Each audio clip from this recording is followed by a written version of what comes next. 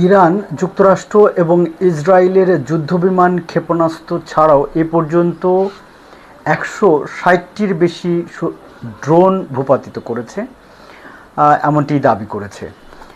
তার মানে এই গত কয়েকদিনের যুদ্ধে যুক্তরাষ্ট্র এবং ইসরায়েলের ব্যাপক ক্ষয়ক্ষতির একটি খতিয়ান তুলে ধরেছে ইরানের সেনাবাহিনী। ইরানের সেনাবাহিনী ও আইআরজিসির আকাশ প্রতিরক্ষা অবস্থানগুলো পরিদর্শনের সময় ব্রিগেডিয়ার জেনারেল আলী রেজা এলহামি জানিয়েছেন, ইরানি ইউনিটগুলো সফলভাবে শত্রুপক্ষের বেশ কয়েকটি উন্নত যুদ্ধবিমান, ১৬০টির বেশি ড্রোন এবং কয়েক ডজন ক্রুজ ক্ষেপণাস্ত্র ধ্বংস করেছে।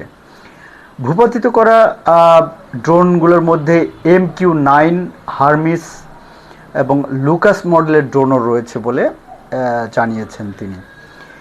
এলহাম উল্লেখ করেন, এই ব্যবস্থা আক্রমণকারীদের কাল্পনিক প্রোপাগান্ডা ভেঙে দিয়েছে।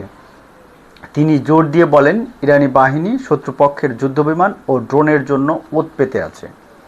তিনি আরও জানান, সেনাবাহিনী ও আইআরজিসির ইউনিটগুলোর মধ্যে চতুর্থ ও পঞ্চম প্রজন্মের একাধিক শত্রু যুদ্ধবিমান ভূপাতিত করার বিষয়টি তাদের কৌশলগত দক্ষতা, আধুনিক সরঞ্জামের উদ্ভাবনী ব্যবহার ও আকাশ প্রতিরক্ষা ব্যবস্থার নৈপুণ্যের একটি ফল বা তার সাফল্য।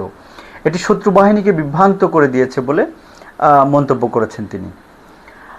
তিনি আরও জানিয়েছেন, সেনাবাহিনী ও আইআরজিসির আকাশ প্রতিরক্ষা নেটওয়ার্ক ঐক্যবদ্ধ এবং যে কোনো মূল্যে ইরানের আকাশ সুরক্ষায় প্রতিশ্রুতিবদ্ধ রয়েছেন তারা। আপনি জানেন যে গত ২৮ ফেব্রুয়ারি ইরানের তৎকালীন সর্বোচ্চ নেতা আয়াতুল্লাহ আলী খামেনি ও বেশ কয়েকজন শীর্ষ সামরিক কর্মকর্তাকে হত্যার পর ইরান জুড়ে বড় ধরনের সামরিক অভিযান শুরু করে যুক্তরাষ্ট্র এবং ইসরায়েল। হামলা ইরানের সামরিক ও বেসামরিক এলাকায় ব্যাপক ক্ষয়ক্ষতি ও বহু হতাহতের ঘটনাও ঘটেছে।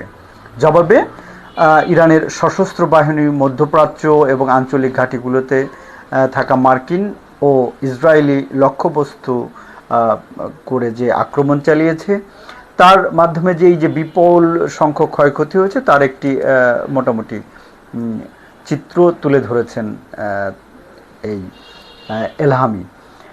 সুপ্রিয় দর্শক মণ্ডলী, বর্তমান যে সর্বশেষ মধ্যপ্রাচ্যের যে যুদ্ধের অবস্থা, ইরান পরিস্থিতি, সে বিষয়ে আমরা একটি ধারণা দিলাম। ভালো থাকবেন, সুস্থ থাকবেন, নিরাপদ থাকবেন, আমাদের সঙ্গে থাকবেন।